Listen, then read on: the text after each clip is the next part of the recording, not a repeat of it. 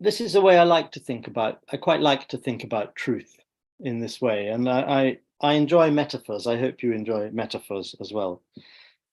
Sometimes they're helpful. If you have read or if you've been taught about the ancient philosopher Plato, you will know that he had a theory that we could never see the reality of things. All we could see was images as if they were on the wall of a cave, and we could only see the representation of reality, but we could never actually see through to the reality itself. I prefer to look at it slightly differently. I like the image of a mirror. And imagine that this is how you see the world. You see the whole sky through the mirror, and you can see how beautiful it is. And you can see the whole picture. You see the whole truth. But actually imagine that the mirror has smashed. And it's smashed into a million or a million pieces. And all of those pieces have been scattered all around the world. And you only have one small piece. You have your own small piece of that mirror. And everybody else in the world has their small piece of the mirror. And with that small piece, you can see a tiny little bit of the truth. You can see a little bit of the sky, but you can never see the whole thing. And the same is true for everybody else. Nobody can see the whole truth. So that might be also how you see other people or how they see you, in fragments, but maybe not the whole. As I said, you are the one who comes closest to seeing the whole of yourself. Truth comes in fragments, and fragments make up the whole person. And we see this sometimes in art as well. Here is a beautiful picture made of photographs by a very famous British artist. He's probably our most famous living artist, a man called David Hockney. And this is a portrait he made of his mother. Many years ago, he made this portrait. She was an old lady. And I find it very interesting why he chose to create her portrait in this way, out of fragments, not as a whole picture. And I think there's something here also that for him, this better represents the truth of his mother.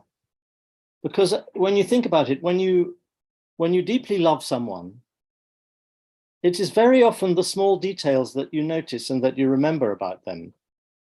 And those become more important than just seeing the whole in itself. But those pieces, of course, make up the whole. So I think that's what he's done here. He has looked at all of the details of her face and all of the things that he remembers and that he loves about her, whether it's her eyes and her nose or her mouth or her scarf or her ear. And he has pieced them together in this very interesting way.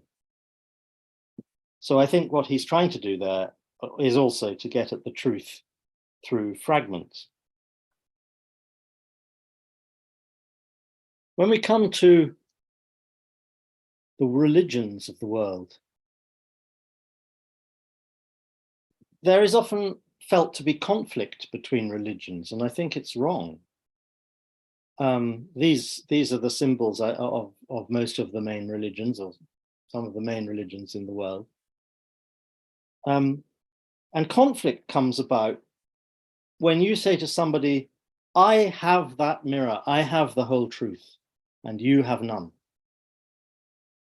And I think what we need to do is to acknowledge that maybe they've each got a piece of the mirror. We haven't got that whole truth. We need to understand what other people are also thinking and have a look, ask them to show us their part of the mirror, and we also show them ours. And I think this is one of the reasons why we have conflict and one of the ways in which we can avoid conflict. Now,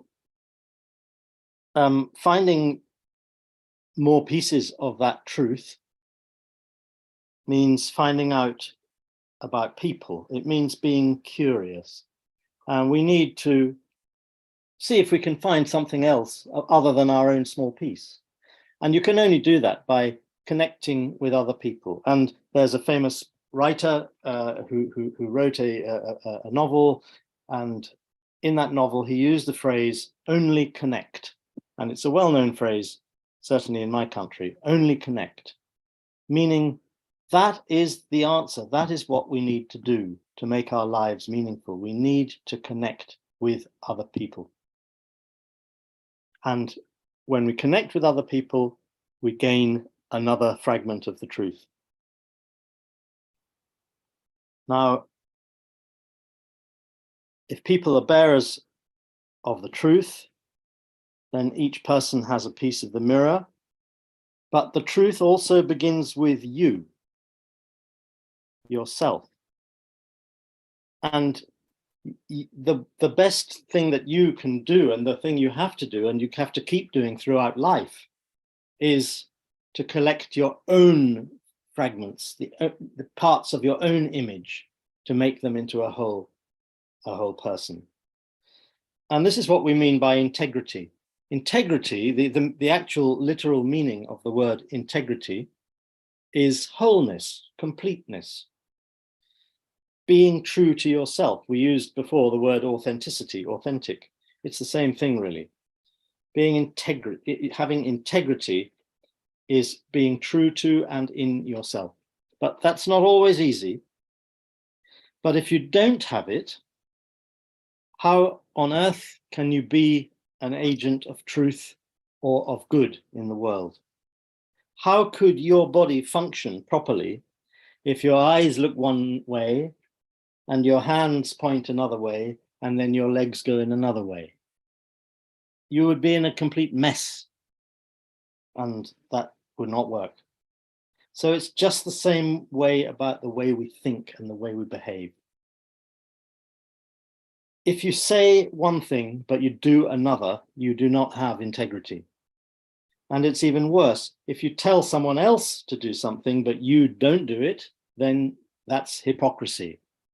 And certainly no integrity there. So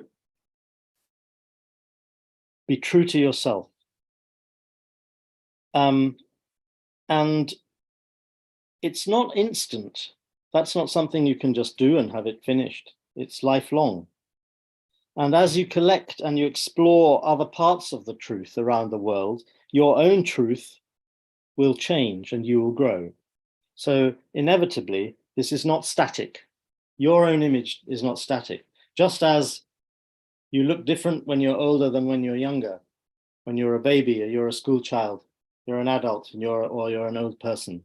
You will look older. You'll be the same person, but actually physically, probably every atom in your body will have changed over your life. So that is the beginning of it.